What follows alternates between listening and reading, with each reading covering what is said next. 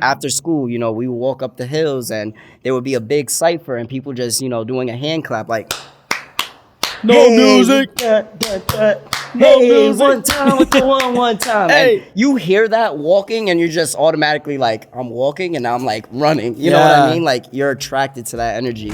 Hey, the Steezy podcast is brought to you by us, Steezy Studio, the #1 dance app on the App Store and Google Play Store with over 1 million downloads. We provide curated online dance classes taught by the world's best instructors. Why did we create Steezy? To help you reach your dance goals one step at a time. Whether that goal is to perform with the biggest and best musical artists in the world or just be the life of the party at your cousin's wedding. I'm your host, Clay Boontanake. Let's get to it. Doc Locke, known by the government as Nelson Cruz, founder of the crew, notorious Lite Feet, member of the Squad, based out of Orlando, Florida, instructor at Exchange Dance Academy, a bank worker of some sort. We'll talk about that a little bit more later. And of course, Steezy Lite Feet instructor. What's good, Doc Locke? What's happening? How's it going, man? Good, bro. Excited to be here. You just taught a class, right? Yes. What was the song? All About the Benjamins. Is it a good class? Yes, of course. Absolutely. I'm excited. I was curious. Where did Doc Locke as a name come from? I can only assume it's it's fine. Dr. Octavius from Spider-Man, combined with like a lock-in. So it's funny because it's a super long story, but to kind of try to put it in a nutshell, I guess. One of the dancers I looked up to, his name was Lockstar. Okay. And I was introduced to him by one of my friends by the name of Slim Shady. For those who don't know, in Lite Feet, we actually have dance names outside of our regular names. Mm-hmm. And when I met Lockstar, he was one of those people that gave a lot of tough love. And he was like, you know what, I'm not going to make you my creation, but I want you to be my protege. Ooh. So I was like, okay. And then there was another dancer I went to school with by the name of Giz the Wiz. If you guys have ever heard of Kid the Wiz, that's his creator. Wow. And I liked the fact that his name rhymed. So I was like, dang, what can I get that rhymes? I was like, what rhymes with Lock? I was like, Doc. I was like, Doc Lock, Dr. Lock-in. And that's how I got the name. Let's go. All right. So it's not as Spider-Man related as I thought it was. No, but I've had a couple of jokes with it, like Dr. Locktopus and all this crazy stuff. I don't like Locktopus. Locktopus is nasty sounding. Yeah, bro.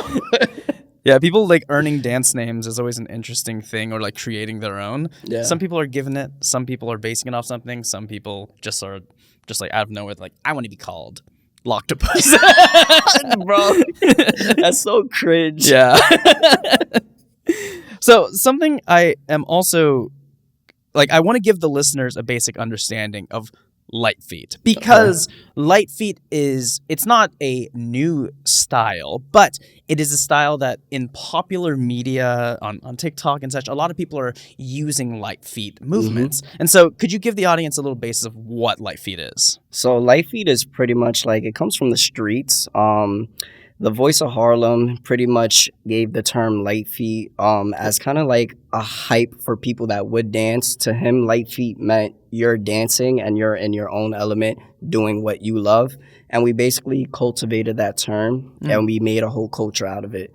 You said the Voice of Harlem. Yes. AG, the Voice of Harlem. That's a person. Yes, that is a person. Okay. And if you've ever heard the song Love on Top, Beyonce, at the beginning, Jasmine, straight face, you remember? Yeah. The Voice of Harlem, that's him. Oh. You know what I mean? So he was basically the hype man for basketball games at Rucker Park. And he was the one that was hyping up all these dancers, and he'd be like, get the Lite Feet going, get the light. And just that feel-good energy that it created. And it's amazing to see where it started to where it is now. Wow. And Lite Feet, is that still a subsect of hip-hop dance? Correct. Lite Feet is 100% rooted in hip-hop. It's funny because I'll teach a beginner's level Lite Feet class, and people are like, okay, yeah, beginner's level, I could take it. And they struggle a little bit, but it's a good push because Lite Feet is not necessarily considered beginner's hip hop, if that makes sense. Yeah. Because there's so much that you can do with Lite Feet. There's so much that you can incorporate. Different dance styles. I could mix crump with Lite Feet. I could mix contemporary with Lite Feet. I could mix jazz. It's just whatever you make it, as long as you understand the foundations and where the culture is actually rooted in. Because it's more than just a dance. It's actually a whole culture in itself. Wow. What's the best way to get engrossed in that culture? Um, I kind of would say like it's hard to say do research because like a lot of our footage unfortunately was deleted off of YouTube. But you do have resources like Mr. YouTube himself. There's Steezy classes of courses. There's Steezy classes of Mr. YouTube. Yeah, Steezy classes of Mr. Yeah. YouTube. There's some, links on YouTube that you can still find of like old battle footage, and definitely asking around, trying to find like the originators, the legends, people that have been there from the beginning. Like definitely YouTube, Crybaby Cozy. These are people from pretty much the start that are still active and involved in the culture. And then you have other people that came throughout the years, like E Solo, you have K Slick, myself. There's a lot of dope Lite Feet dancers that are still here active, trying to push the culture outside of what you may see on like TikTok as just like a hype dance or a random lock-in or random tic-tac-toe, Yeah. Like it's cool to see people wanting to show interest in the style and wanting to incorporate it in their dance. But I feel like it's kind of like swaying away from them understanding where it's rooted in. Well, I think that's a perfect segue into what I'd love to talk about, which is your thoughts on how social media has sort of taken and pulled Lite Feet out of its context, which is a very normal thing for all dances. Yeah.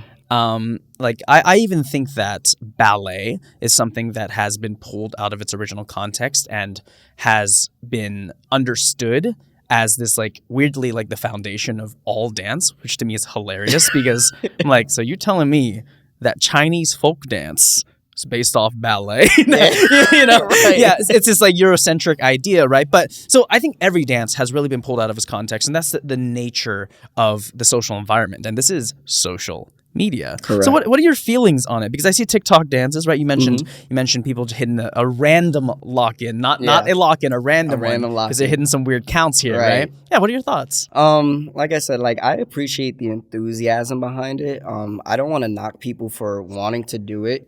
Unfortunately, like there are a couple of bad apples as well, and it happens.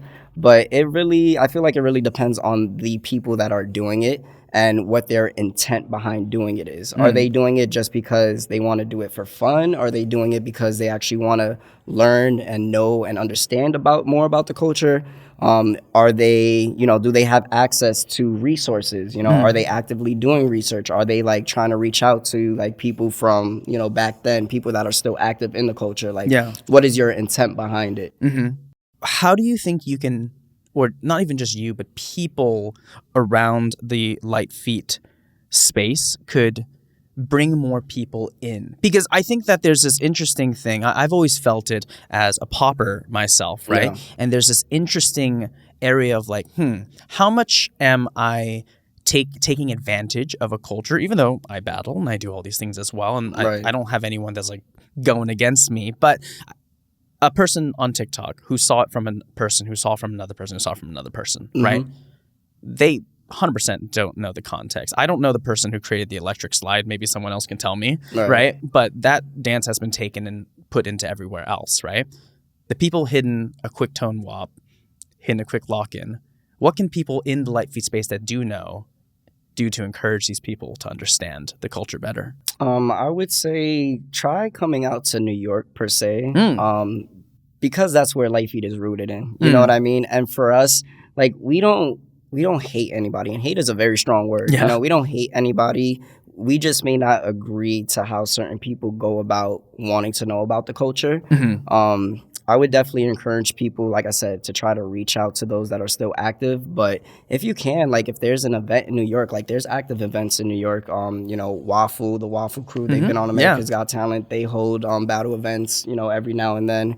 And just try to get access to those resources of understanding when those events are and trying to make your way to those events. If not, at least try to follow along with what's going on within the culture. Because like I said, there's literally like the Lite Feet world that everybody sees, and then there's the real raw Lite Feet that's in New York, and unfortunately I would say it's not as friendly, but also people aren't super stuck up either. If you want help, you want the information, you want to know, like there are people that will genuinely sit there and help you and give you that information if you want it, but you have to want it. It's true. There's this genuine thirst and curiosity that you can see from certain people that really it opens the door for them and allows the OGs or the pioneers who are pushing Lite Feet to enter and be like, oh yes, this person really wants it. Like, you don't have to do the most. Like the plain simple thing is, not everyone can go to New York. Yeah. Right? Of course. Like, there are people all around the world doing Lite Feet now, and not everyone can do that. Of course. But what needs to happen is, first, people need to dance. Right? They need to just do Lite Feet. And I feel very strongly about this because I know that there's a generational gap when it comes to learning a lot of hip hop, a lot of street dance styles overall. And a lot of people want you to learn the knowledge first. And I was like, I'm going to tell you now, no one's going to learn the base knowledge of Lite Feet before they've been interested in Lite Feet and tried to do it. They have to do it. They have to get their feet wet. They have to have the person be like, oh, like that was a sick tone up. They're like, oh, what? Yeah. And I think another thing too, people need to be honest. You know, it's definitely good to encourage people, but if it's somebody that genuinely wants to get better at that craft, you know, I was raised on tough love. Not everybody can be raised that way, but just letting them know, like, hey, like, I love your enthusiasm. I love your energy. That was great, but you can do this, that, and the third. Just to kind of like encourage them still. Like, you don't want to start off with the negative and then say, okay, this is what you need to do. No, start off with the positive. Encourage them. Give them that sense of confidence that they're on the right path, and then allow them to build themselves up. You kind of give them the blueprint, and you don't really hold their hand along the way. You allow them to walk. And if they fall, you're there to help them get back up and allow them to keep pushing forward, you know? Nice. Most definitely. Yeah, I think especially in this era, because we sort of decontextualize criticism, especially through the internet, which most people are seeing these dances through, it is really important to include that sort of positive reinforcement behind critique, but critique needs to happen nonetheless. It's a difficult, shaky field. Actually, going back on the events, you said there are events in New York. I have a lot of people that message me in California like, Clay, where do you go to these battles? And it's like, there are people that are they live right next to where battles are happening. They don't know where to find it. So where do people look? On the internet? On posters? Yeah, honestly, so like with the main thing I would say is Instagram. The ones that mainly promote a lot of events are Waffle NYC. Okay. You can follow their Instagram at Waffle NYC. Add the link right here. Add the link right. There you go. There you go. And they're big on promoting events.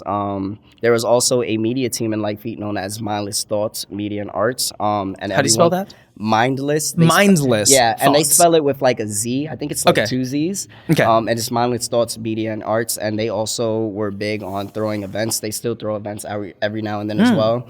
And then aside from the big events, you have like your little like lab centers and, you know, your little gym sessions and outdoor sessions. So that's where people are practicing. Correct. Right? Yeah. And it's a very like a tight-knit community per se. But just definitely try to put yourself out there for sure. I'm definitely a great resource if you have any questions and if anybody wants to know about events. If I know, I can definitely share that information. Nice. I'm never afraid to do that. I just want people to understand, like, mainly it's more than just a dance. It's a culture. And if you really want to learn and you're enthusiastic about it, there are people like myself that are willing to help you and get you to that point. Because me, myself, like, I'm a dancer, like, I'm a teacher, but I'm also a student, you know? Like, I still feel very enthusiastic about Lite Feet since day one. And when I see somebody that has that same energy, it just brings me back to when I first started. I was like, oh, man, like, I want to know where the events are and where do I go and who do I learn from and like how do I get involved in that, you know? And as long as you carry that energy, there are people there that are going to help you. It's true because like Doc is in our do you like to be called Doc? Yeah, Doc. Okay, that's Doc. right, yeah. Just making sure. Doc is in our Steezy Studio like members page. Like he threw himself into there, and anyone that's doing his Lite Feet classes on Steezy, like you're commenting on, you're pumping them up, you're critiquing, you're sharing. I love it, 100%. Yeah. It's rare. It's honestly rare to find like people who are pushing certain cultures who are so engaged, because I think at a certain point, which I also think this is a part of you, people get protective. Yes. And there's nothing wrong with being protective. I think it's very important to preserve cultures and being protective, but the way you're doing it to me is extremely uplifting and difficult to find. That. I appreciate that a it's lot. something that we at Steezy, we love because like I know what it looks like too. Like I'm here sitting some like, chubby Asian kid expecting you to take my advice involving dance. Like I know how it looks, but I also know that I'm not the most knowledgeable person. Mm-hmm. I just am privileged to be in a position where I'm able to talk to people who are smarter than me in these fields, who are pushing these cultures, and I get to be genuinely curious and ask questions. And here we go. Doc literally just said he is down. Ask him where to find these things. You have a resource right here. No excuses. I'm right here, y'all. Right here. In the flesh. In the flesh. Come on. So, okay. Actually, I was really curious because we talked about Steezy. Mm-hmm. Where did you first hear about us? So there's actually a pretty big story behind that. A big story. Yeah, big cozy story. For this. Story time. Crybaby cozy for this. Story time. Let me get Squirtle ready because he's a part of this story too. Oh, okay. So back in 2020, I had actually auditioned for the dance team. I'm on now, the squad. In Florida, right? In Florida, okay. Correct. In Orlando, Florida. And I'm based off of street dance. Mm-hmm. Like I was never raised in the studios. I never asserted myself to take studio classes. So me actually auditioning for a dance team was very new to me, like a professional dance team per se that like competes actively and things like that. So I was very nervous and, I just went in there. I did my thing, had a lot of fun and I like halfway made the team. So we had a trainee squad, basically. Oh, okay, yeah. And a part of the requirement in the trainee squad was for us to take 3 months of Steezy courses. Whoa! What? Yeah, take 3 months of Steezy courses. Every week we had a new choreographer, a new piece that we actually had to take the class. We had to submit videos. And then during practice, we actually had to perform the pieces. Whoa! So that was like my first real big introduction to Steezy. And when I tell people that story, they're like, no way, like that's crazy. Like just the way things work full circle, kind of like starting off as somebody taking Steezy classes to now, being a Steezy instructor. Yeah. Like it's very like a very humbling experience, And how was Squirtle involved? So Squirtle, because the squad is based off of Squirtle Squad. Squirtle Squad. And these are the shades. This is how Squirtle was a part of the story. Because it's the Squirtle Squad. The Squirtle Squad. Do you remember which of those Steezy classes was the most challenging for you? Maybe not class, but instructors also works. I'm trying to remember. I can't, honestly, because for me, since it was all new, everything was a challenge to me. That makes sense. But the first Steezy class that I ever took was David Lee, and it was Suge the Baby. Oh, yeah. Yeah. Boom, boom, boom. Yeah. Yeah, and I look back and I watched that choreo. I cringed so bad, bro. I'm like, ooh, like, what's going on here? And it's such a different groove than Lite Feet. Yes. Because it's such a downwards pump kind of movement. And I'm not used to that. I'm used to being very upbeat and just kind of free, and I'm not used to hit lines grounding. And being very grounded. So that was all very new to me. And I was very thankful for that experience because I feel like it helped me build my confidence in wanting to take more choreography classes and wanting to just challenge myself and put myself in uncomfortable positions. And that's one thing I always tell my students is that you have to be comfortable with being uncomfortable if you really want to grow. Mm-hmm. Because the more comfortable you are with challenging yourself, the more you're naturally going to push yourself. Yeah. If you take a class and you feel like it's too easy, then it's kind of like, what's the purpose of you really taking class at that point? You know, if you're not feeling challenged, then maybe you shouldn't be in that class and you should try to assert yourself into a class that is going to give you that push. You are going to feel uncomfortable. You're going to look in a room and be like, how the heck are they picking that up and I'm struggling? Oh, yeah. But you also want to give yourself grace. Yeah. A lot of people don't know how to give themselves grace as well. And I think that's the biggest flaw in people that are trying to come up in dancing as well. They get defeated so easily and they put themselves down so quick.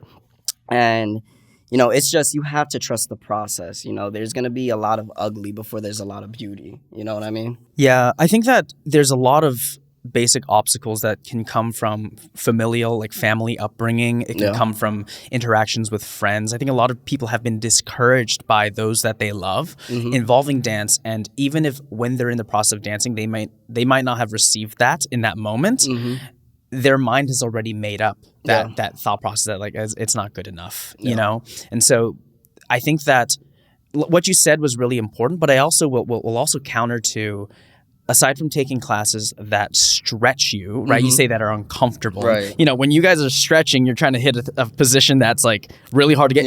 It feels terrible. It's uncomfortable until finally you're like, oh, I can touch my toes now, right. you know? But I also think it's really important to find classes that make you feel good. Yes. Right? Because it's not about necessarily being comfortable. It's about being in a space that helps you build momentum in your dancing. Correct. Right? And I think that a lot of that, it's actually very hard to do as just an individual. I respect the heck out of all these Steezy users that are posting themselves in their very first like live inhuman physical class. That's vulnerability, bro. They do it for years. They're doing Steezy for years. And like I took my first class, and man, all of us at Steezy watch them. Like we have our meetings in the morning and we watch them and we're just like, oh my gosh. So like, so for all the Steezy users, if you don't know, like we watch all of those videos of you guys and we revel in your wins. And I think that it's really important to find those spaces. But one thing that's interesting is it's always better with people, with community. Absolutely. But not everyone has that. Yeah. You have community in dance, right? In your Lite Feet, and you're part of a team, right? Were you originally part of a team, like when you were engaging in Lite Feet? Who were you surrounded by? So when I first started Lite Feet, like I said, Lite Feet, because of the fact that it comes from the streets, it was a very popular street style. So you would literally see it in the hallways in school, in the parks.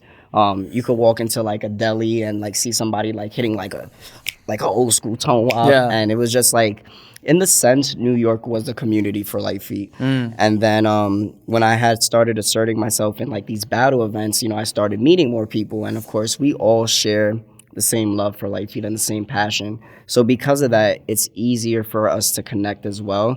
And like you said, it's hard because some people don't have that sense of community, or they don't know where to find it.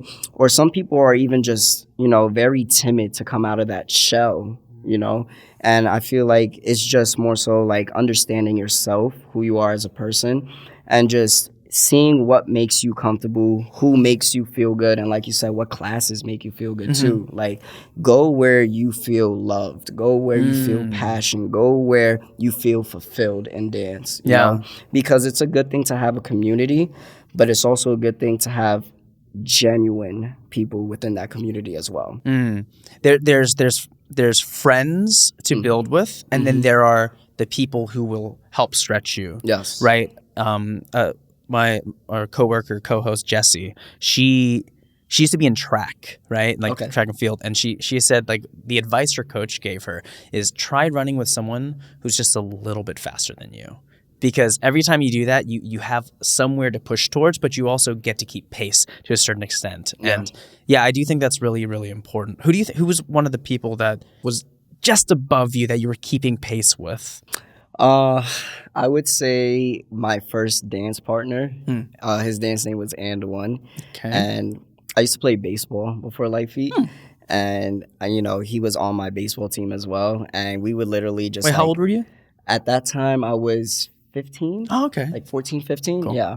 And, you know, he had the same enthusiasm as me when it came to Lite Feet. But every time I would watch him dance, he just had like a different kind of like sauce to him, like a different type of swag. And I was just like, dang, like, I want to get like that. And he would always encourage me too. He's like, no, bro, like, you're going to get it. Like, you're good. Like, don't worry about it. And like, we had this little funny thing, a fun story. We used to call each other like nicknames. He would call me Se, and I would call him C, and together it's spelled out like sexy. Yeah. So like that was our thing. So he'd be like Se, and I would like C. So just like that exchange of energy, like he really, really pushed me to want to be better, and like you said, that person to keep up with. And you know, after a while, he kind of like stepped away from it and he just kind of like stopped and like, you know, he lived his own life and he went on his own path and I kept going with it. But he's always been there and he's still there till this day. And, you know, I always let him know, like, bro, like, I really wouldn't be where I'm at right now if it wasn't for you giving me that extra push, giving me that encouragement, you know, helping me build my confidence within the style. And like I'm forever like grateful for him, honestly. Like it's definitely like a brotherhood when it comes to him, for sure. And one. Let's go, and one. And one. Devo Park. Like that was that boy, man. Dang. When you were 15, when you're in that's high school, right? Yeah, high school time. Was that when you started Lite Feet? Yes. You started in high school. What did you do aside from just having and one there to stay consistent? Because I feel like it's really easy to let school work, or when you're older, you have work getting in the way of your dance career. What were you doing during that time? That like, how did you dance? Find time for that. Literally, I would dance in the hallways, like when the bell rang and stuff like that. A lot of friends that I had were also dancers as well. A lot of them were very well-respected dancers in the culture as well back in that time. That age? In that age, Whoa. yeah. Like I went to school with a dancer, like I said, Giz the Wiz. I went to school with Giz the Wiz. I went to school with dancers like D Stunner, Professor. One of my friends that passed away, C Easy. You know, he was a originator of a team called Two Real Boys, and you know, dance teams were big in the parks. So outside of school, we would go to the parks and we would dance in the parks with friends. And it was really easy to stay consistent because of that. Because we were just, every time we would meet up, you know, we would talk, but it was all dance. You know, after school, you know, we would walk up the hills and there would be a big cypher and people just, you know, doing a hand clap like, no music. No music. One time with the one time. And you hear that walking and you're just automatically like, I'm walking and now I'm like running. You know what I mean? Like you're attracted to that energy. So that energy was pretty much everywhere in New York City. So it made it very easy to be consistent with that. But for us, it wasn't training. Yeah. For us, we were just having fun. Yeah. You know, it was like a fun hobby, like high school kids, you know, we're doing it for fun.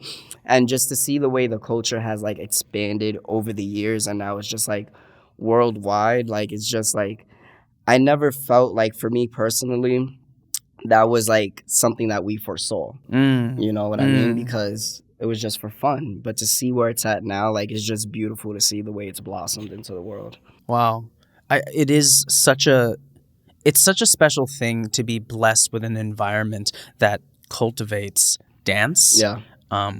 I think that like when I was in high school, when I started as well, I had a freestylers club there. Okay. There was a freestylers club, and that is how I stumbled upon dance. Nice. Right? And having that, I fell in love, and I just remember like after school, other kids might go hang out with each other. They go to like, I don't know, like eat somewhere, go to a Starbucks or go to each other's houses and stuff. We'd hit our friend's garage and we'd session. And it was b-boys, crumpers, poppers, everyone. And it was such a good time. But I think that certain people weaned off, but I just kept wanting it, that I just asked people like, hey, y'all want to come over to my place? Like their place isn't available. Yeah. And like each person needs to give that bit of energy in order to continue to receive more. Because I think it's really easy to get caught in a space of receiving and taking, which is, it's not a bad thing. But at a certain point, a person can only give so much, especially when they're leading a culture. And a culture doesn't have to mean all of Lite Feet. It can be a culture that you've built in an environment with friends, you know? And so I think every person needs to have input into their give take in order for you guys to thrive and grow, right? 100%. Yeah. Let's transition into this bank thing, because you work at a bank. What bank do you work at, if you don't mind me asking? That's fine. I work for Regions Bank. Okay. Yeah. Regions Bank in Florida. In Florida, yeah. We're based on pretty much like the East Coast per se. Okay. We're in a couple of other states as well, but mainly just on the East Coast. How long have you been at this bank? At this bank, I've been 3 years. Is this your full-time job? Full-time job. Full-time, like 9 to... 8:30 to 5, technically. 8:30 to 5, okay. 8:30 to 5. And what is your role? I'm a financial relationship consultant, which is a fancy term for like, I do like loans, credit cards, checking accounts, savings accounts, money markets, CDs, IRAs, like all this stuff, yeah. but you dance and you travel around the world and dance. How does anyone do that? I mean, I think for me, it's the fact of my dance is just rooted in passion. You know, I'm very passionate about Lite Feet. So people would be like, oh, you work like a 9 to 5. Like, don't you get tired? And yes, I do get tired. But I think it's just that passion that allows me to keep doing what I'm doing with working and being excited to do everything outside of work, you know? Yeah. And I definitely take like that same passion and that same confidence and I apply it to my workplace. And when I'm out of work, it's just like, okay, work is done, now it's dance, you know? Yeah. I have like a super busy work schedule per se and dance schedule. Work is pretty much Monday through Fridays, 9 to 5 or 8:30 to 5. That 30-minute buffer, it makes a big difference. And sometimes I work Saturdays till 12.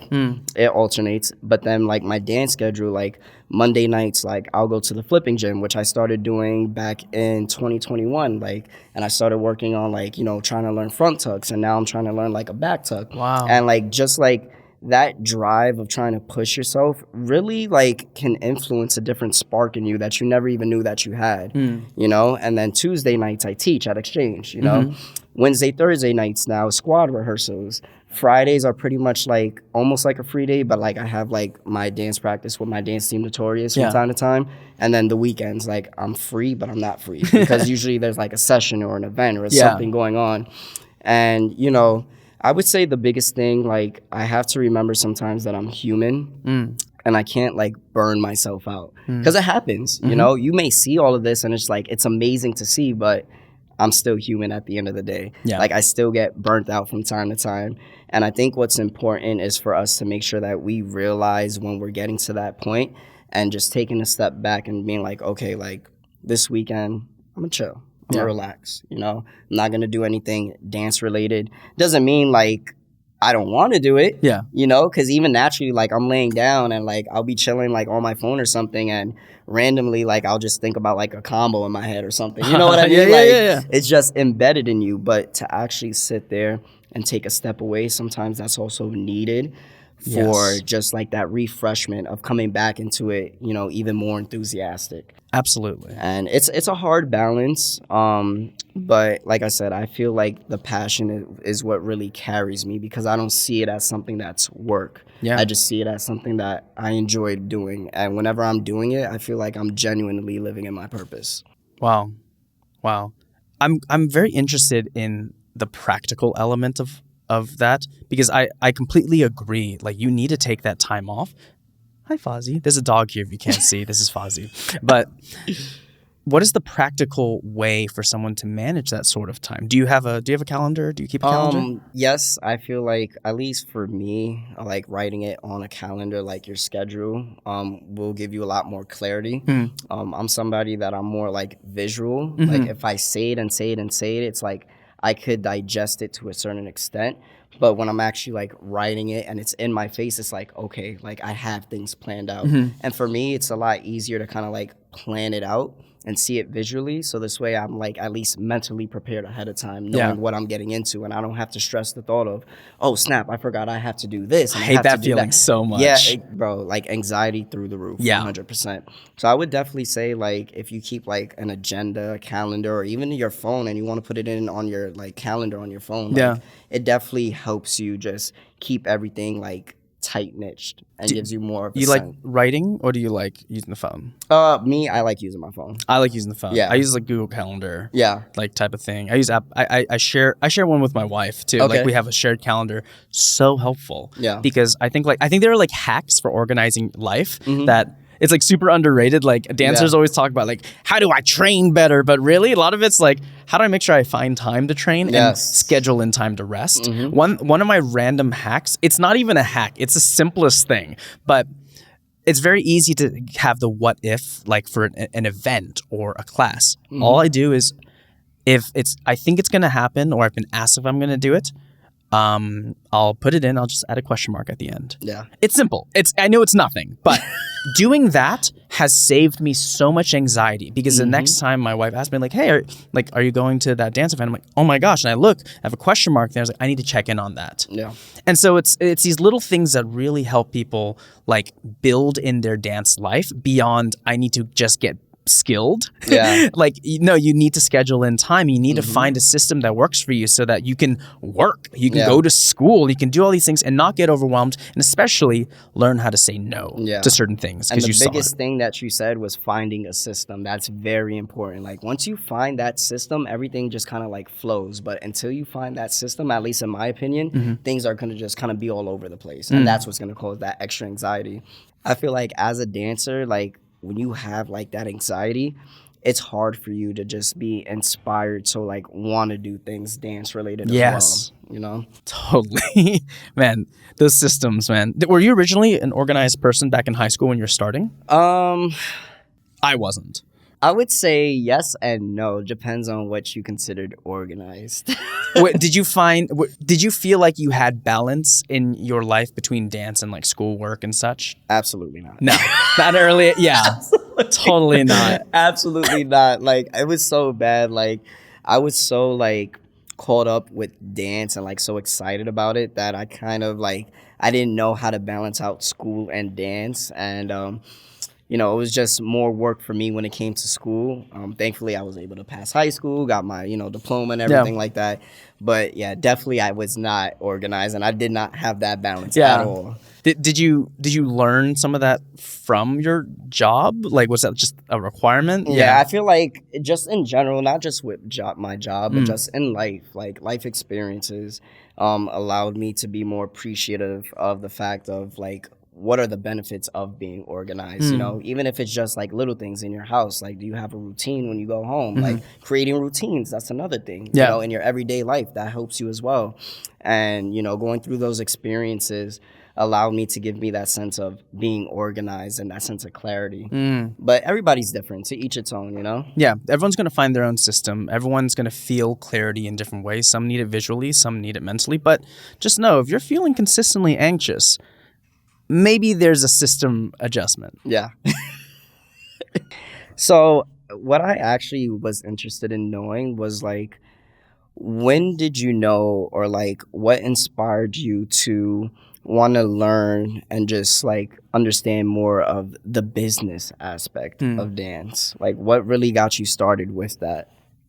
Man, I don't think that I was really ever necessarily interested in doing that. It seemed like a lot of work. I just wanted to dance and I just wanted to make videos. Yeah. It kind of comes with the whole system thing. Okay. It's this anxiety that came with when I didn't feel like I knew what I was doing. You know that first time you get asked like, so what's your rate? Yes. You're like, what is my rate? What is it? What do I say? Who am I? What am I worth? Yeah. It's like little things like that. Like that is one of the most basic starting questions that you get. And to this day, it's still anxiety inducing because you grow and you're like, this is how much I'm worth. Is it? Yes. Check with a friend. Check with a person. I don't know. So I feel like when I kept coming across these moments when, so I'm a dance videographer, right? I'm the director of video here at Steezy, but originally I was just filming dance videos. Right. And I think when I came to the understanding, like I can charge whatever rate I feel I'm worth, what would I pay for my own work, right? After figuring that out, I was always one of the higher, more expensive people in like just dance videography in our like local community, Right. And people were paying it. And I was like, oh, that's okay. I guess, turning over videos to a person in 2 days after filming it and being a good person on set can warrant that, you know? Mm-hmm.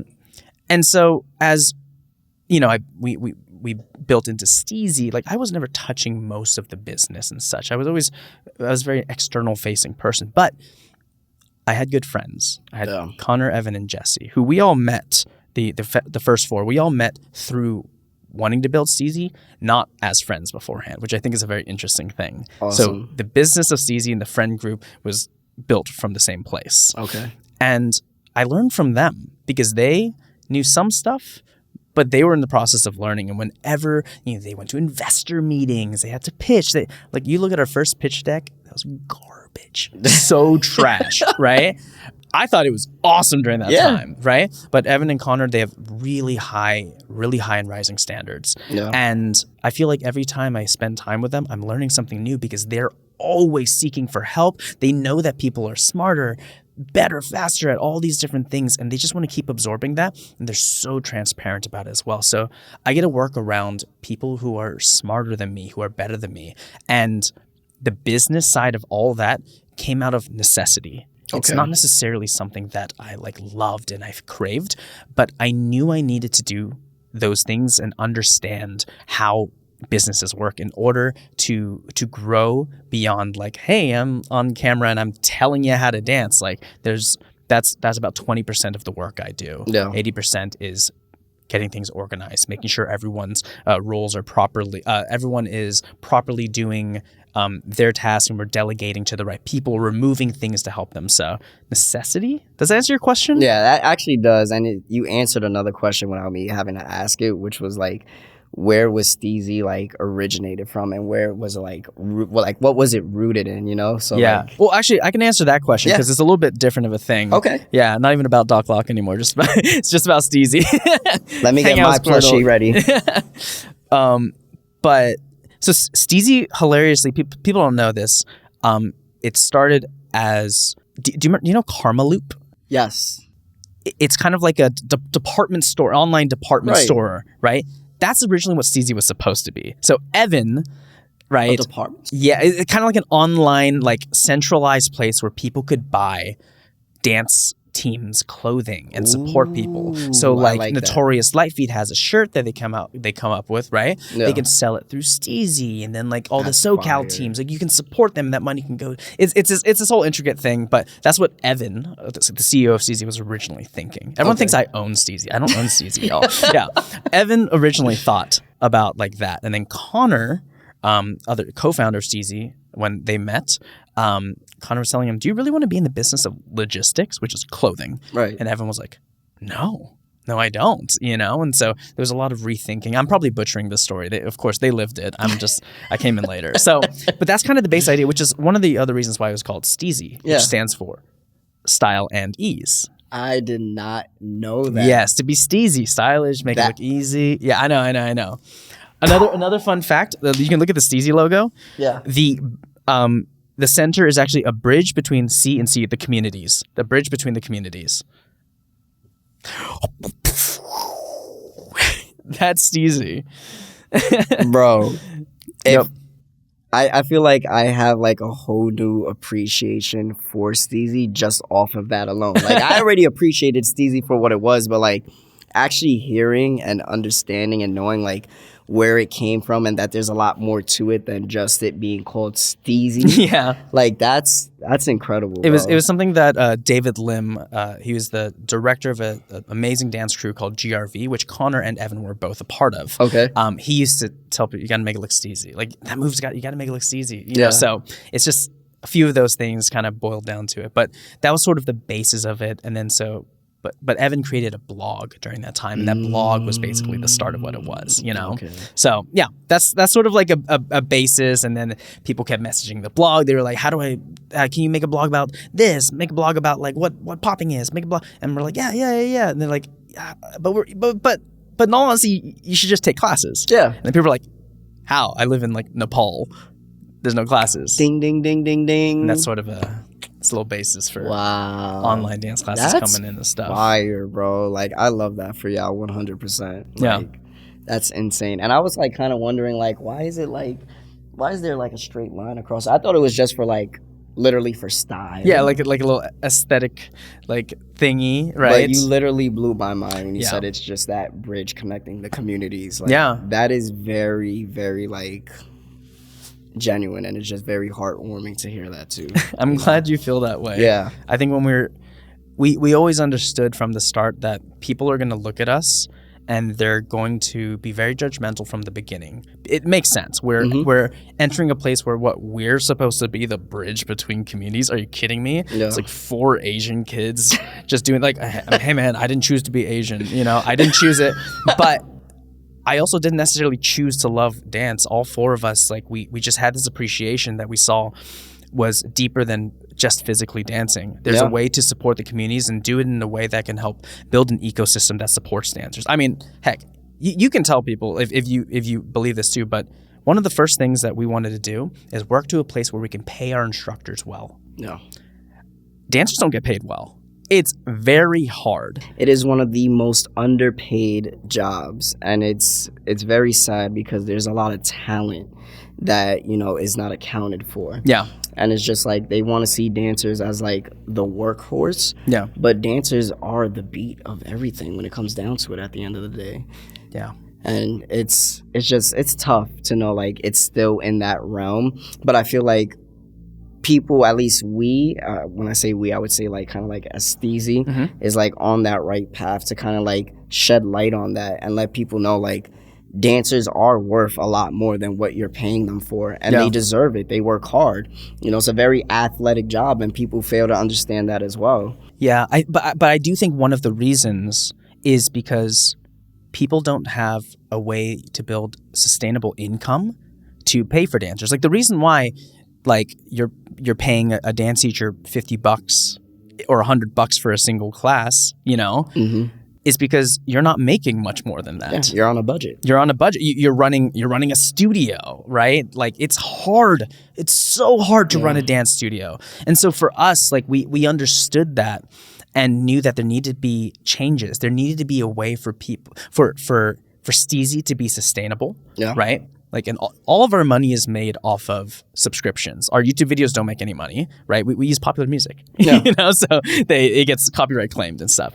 Everything comes from these subscriptions, but we knew we needed to build enough value in these subscriptions so that we can use that money and feed them back into the dancers and help build an ecosystem where dance is self-sustaining and supportable. And I always say this, I believe that being a great choreographer is so cool, but being a great dancer, being a great freestyler is so cool, but being a great dance teacher is what should be the sexiest thing. Yes. That should be on the billboards. Yes. Right? Because you're the one that's carrying, which Steezy wants to create the next million dancers, and then the next million, and then the next billion, right?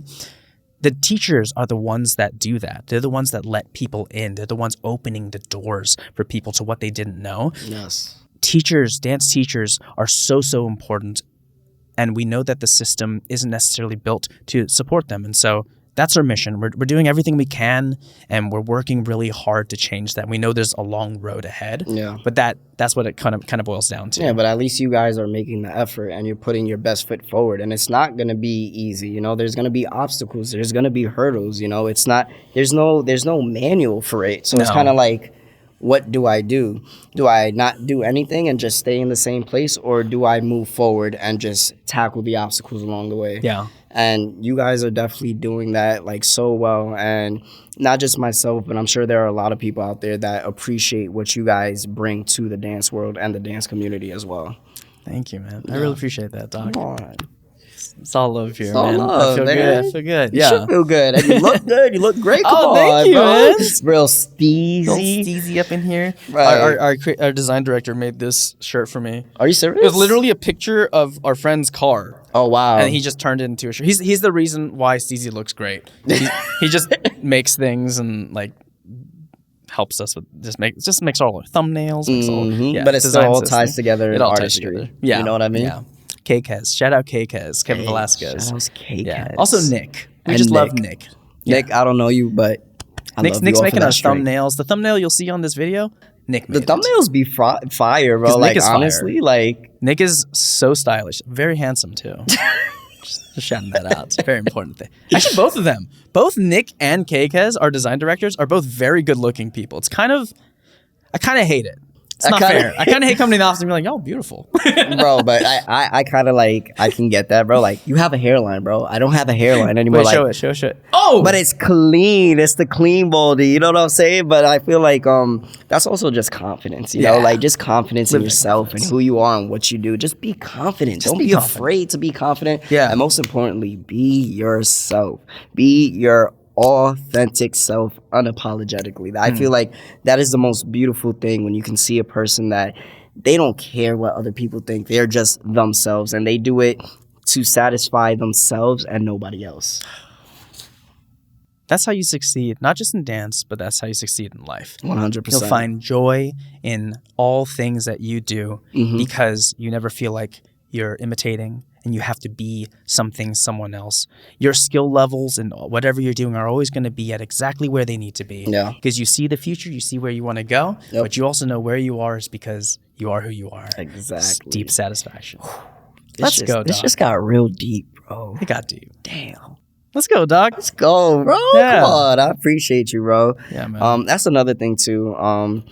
Dance is very good for like just like mental health issues, and I feel like it's talked about, but it's not stressed enough. Dance is known to help with like Alzheimer's. Oh, yeah, 100%, 100%. And it's just one of those things, like, people go through so much in real life, and I feel like sometimes when you see such a good dancer, like you said, you see like the external aspect of it, but you don't see the internal aspect. You don't know why they are the way they are, or like what got them to that point. Like, what have they been through? Like, you know, it's not just all like rainbows, and, you know, it's not just a clear walk in the park. Like, people go through life, especially like over like these last 2 years. It's been tough. Yeah. And I feel like dance has been a huge saving grace for a lot of people, bro. Like, absolutely. A lot of people. So like, one of my big things like that life has taught me over like these past 2 years is that just be very appreciative of people and their time. You know, if you're investing time, you're investing energy. And if you're investing energy in yourself and, you know, you're giving me that energy, I want you to know I appreciate that.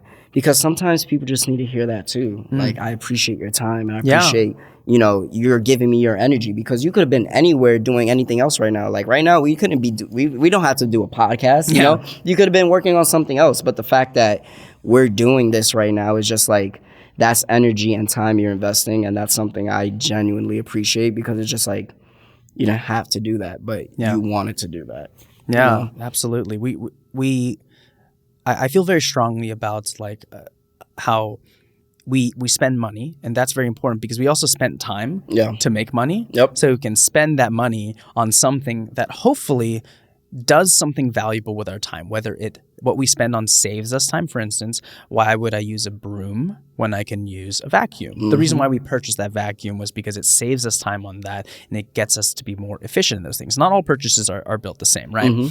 But I do think that spending time is such an underrated thing, because you can spend money on almost anything, and we're always going to never have enough money for all the things we want to do. Right. But time, I'm pretty sure I'll be alive for at least 5 minutes after this interview, right? And I think those 5 minutes can be spent loving on a person. It can be spent learning a new dance move. It can be spent you know, just honoring people as well. And there's nothing bigger, nothing greater than that. And that can come from sharing time with a person, talking, dancing with them, working with your peers. It's a beautiful thing. People are beautiful, and I think that dance is such a wonderful field, because we're able to share things in a deeper way than a lot of people just through conversation. We get to physically show love to people as well. But yeah, that's my thoughts. I respect that wholeheartedly. And like you said, it's just energy. Like, sometimes, like I said, you never know what somebody's going through, but just that little speck of energy literally can save somebody's life. Like, literally, bro. That's all it takes. Yeah, that hits me hard. I had a friend pass away last weekend. I'm sorry. Yeah, that hits me hard. But it's true. Little bits of energy given to people can save a life. Yeah, absolutely. Well, it's not a down note. It's a beautiful note. Beautiful. We've got life. We've got friends. We've got dance. Yes. You know, Doc Lock, you got 4 accounts right now. Okay, why don't you tell people where they can find you, where they can take your classes, things like that, or what projects you have coming up, Right. Tell the people. So you can find me on Instagram at NYC_XDoc. Facebook, you can find me as well. Nelson Cruz, you guys know my government now. You know what I mean? Revealed that. Upcoming projects, Squad, we're going to do the World of Dance World Finals in Cali. So I'll be back here at the end of July. So that's something I'm really, really hyped about. And of course, I get to come back out to Cali. Yeah. That's very exciting. But aside from that, like I teach in Orlando, Florida every Tuesday. Sometimes I teach out in Miami. Sometimes I'll teach out in Tampa. Yeah. Sometimes I'll be out in Jacksonville. But, I always try to make the effort to expand myself. So I'm willing to travel as well.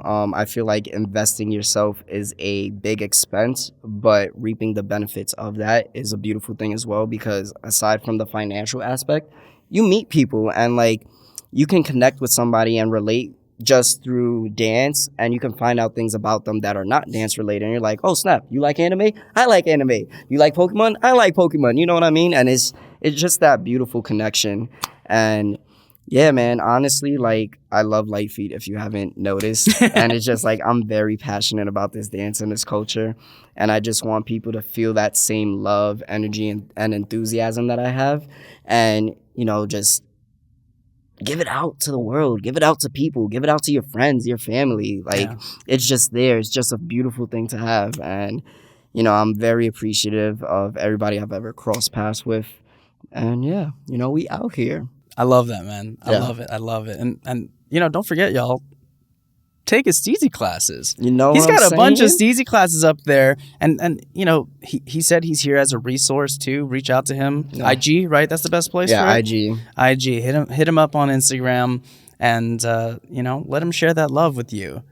Sometimes you need that person that's right there ahead of you, and he's here giving his energy and offering it up to people. That is rare. So rare. Well, we'll see you in the next one. We'll see you in classes. Yes. We'll talk to you soon, Doc. Definitely. Thank you for having me. Thank you so much. I appreciate it. Bye, y'all. Thanks again for tuning in. Again, this podcast was brought to you by us, Steezy Studio. Be sure to get your dance on today, too. So if you want to get some exercise in, take a Steezy sweat class. If you want to just vibe out and feel good, you definitely need to check out a good groove along. Or if you're up for the challenge, it's time to finally start one of those advanced classes you've been eyeballing. We'll see you in class. This podcast was produced and edited by Josh Jang, and the theme music for the podcast is Tempo by Neiman.